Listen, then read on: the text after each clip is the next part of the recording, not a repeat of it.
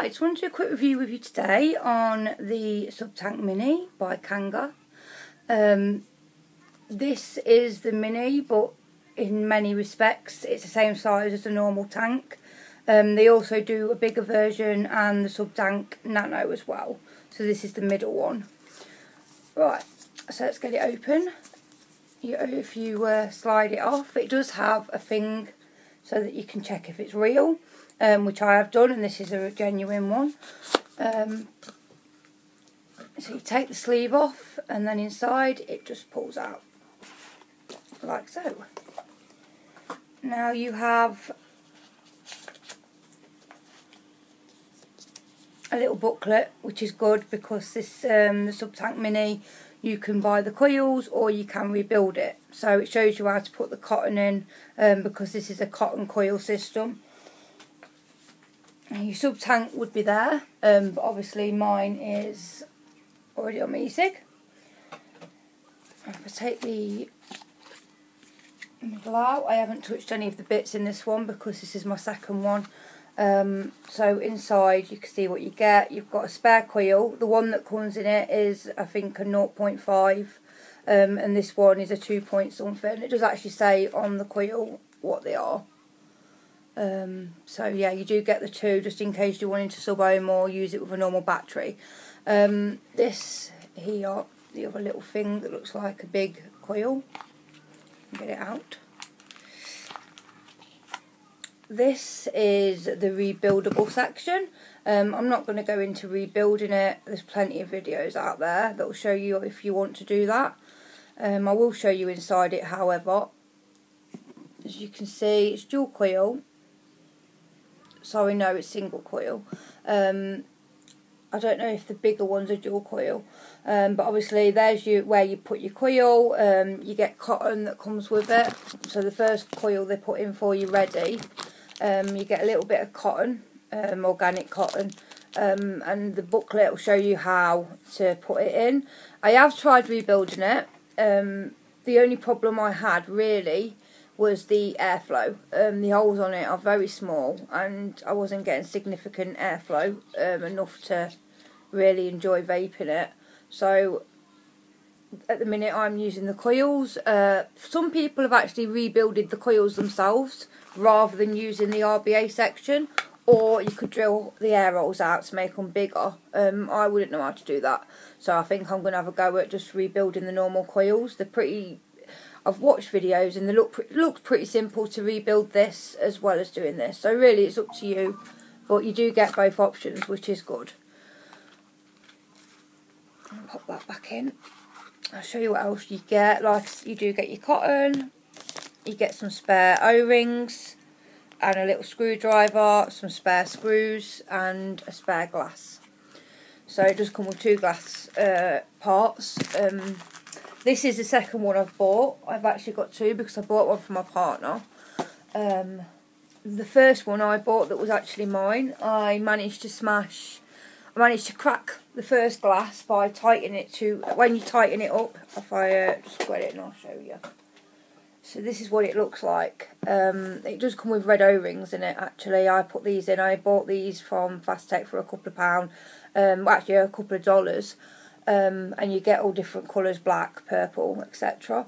The first glass tank I had, when I was tightening it, I tried to tighten it with the glass and managed to crack it. So don't do that, you'll end up cracking it. You need to, when you're undoing it, do it by the metal bits, don't touch the glass at all.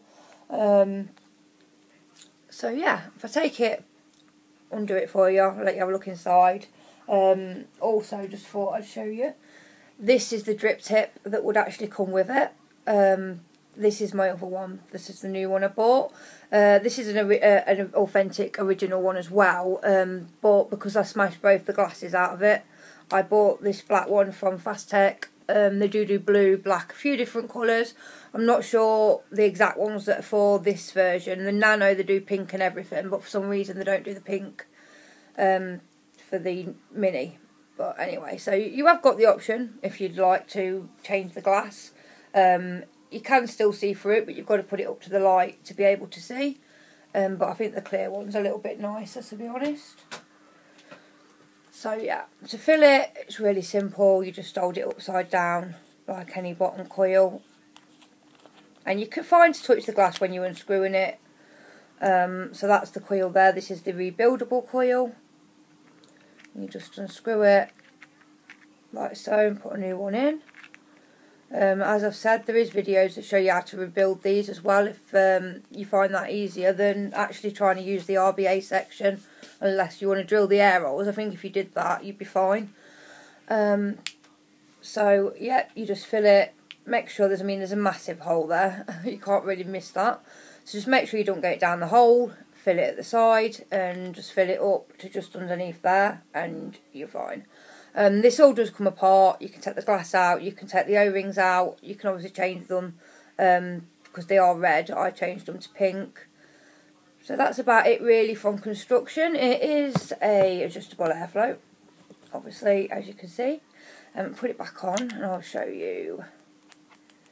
This is the bit where I cracked the glass. I was holding it and I must have tightened it too hard, holding the glass, and I cracked it. So when I'm actually doing it up, I don't even touch the glass. I just make sure the metal bits are tight, and I've not had a problem with it. I mean, obviously these are glass, and if you do drop it on concrete, you're going to smash it. I did it on a night out and completely smashed it. And I ain't got any glass because I'd cracked the other one, so I ended up dripping down the middle for like 3 or 4 days waiting for new glass to come, which was just fun. But yeah, so that's about it really for the way it looks, glass and everything else. Just be careful with it. Don't, not so good dropping it on concrete. So as you can see, these adjustable airflow, you've got a few different ones. It's a bit wet now, juice on it.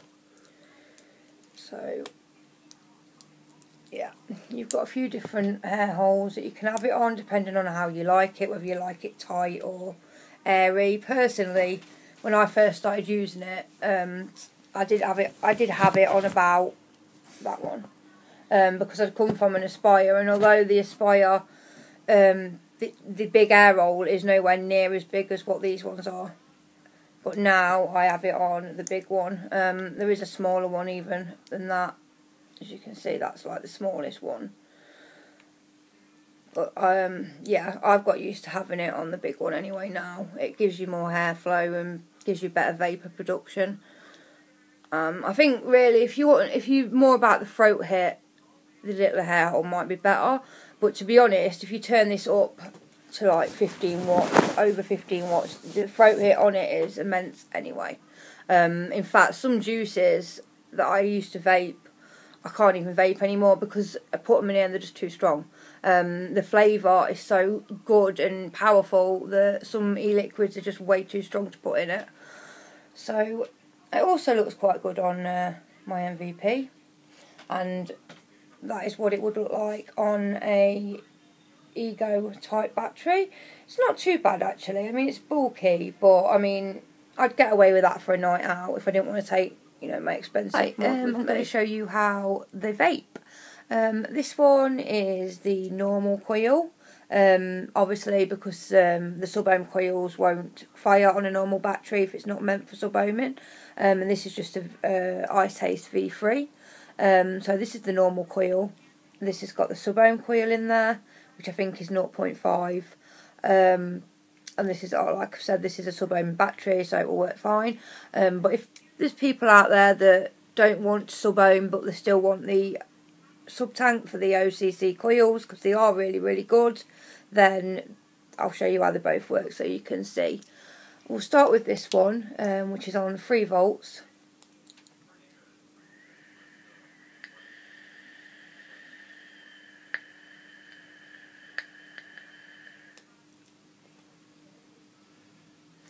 So that is on the lowest setting on the voltage. It's on 3 volts, and as you can see, the vapour production is still really good, and the throat hit.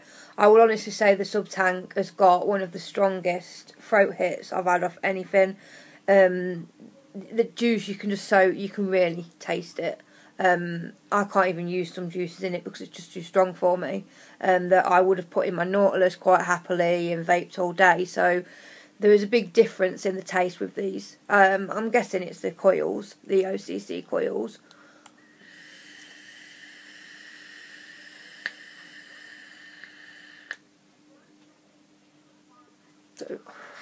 that is, yeah, so 12 watts, which is 3 volts. So we'll turn it up a little bit more.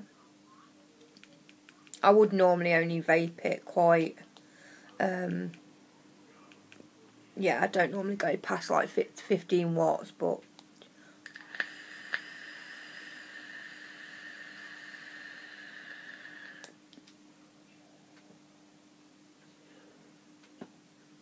as you can see, that is an immense amount of vapour. That's at 3.4 volts, so that is still a really low on what it can do, which comes to 16 watts. Personally, if this juice that I've got in here is quite strong, if I put a juice that wasn't so strong, like Mentai, something like that in it, I could crank the voltage up. It's just the throat hit, it really does hit you in the back of the throat, which I'm more bothered about vapour than throat hit. I mean, some people obviously like the throat hit more than the vapour, so I wouldn't normally use such a strong juice in here, but it's the only one that I've got lying about. So I will turn it up a little bit more for you. It obviously, it can go a lot more powerful than what I've got it at.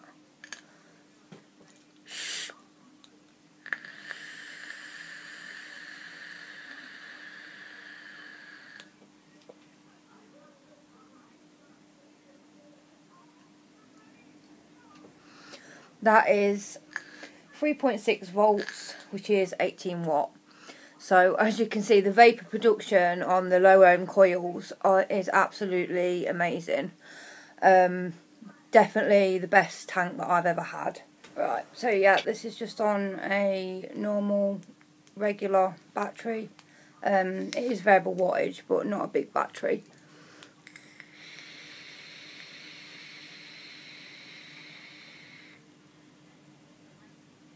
As you can see, the vapour is still really good. Nowhere near as good as the sub-ohm coil, but obviously this battery isn't as powerful as this one as well, so that's just something to take into consideration. I